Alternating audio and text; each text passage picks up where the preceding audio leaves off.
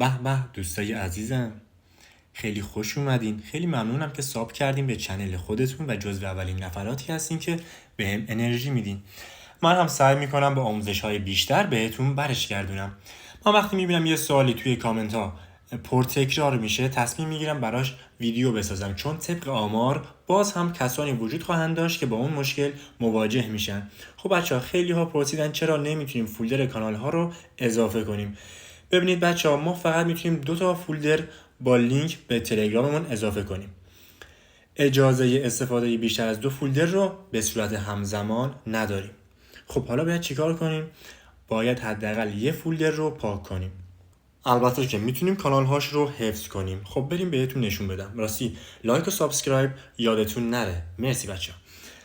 از 2 راه میتونید این مشکل رو حل کنید. اولیش بهترم هست، چون که میدونین کدوم فولدرها با لینک اضافه شده به تلگرامتون. میرین تو قسمت ستینگ و توی قسمت چت فولدرز و میبینید که 2 تا فولدر هستن که در کنارش علامت لینک قرار داره.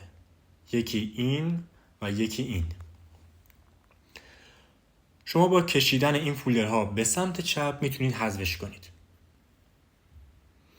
و با زدن گزینه دیلیت میتونید فولدر رو بدون پاک شدن کانال ها پاک کنید،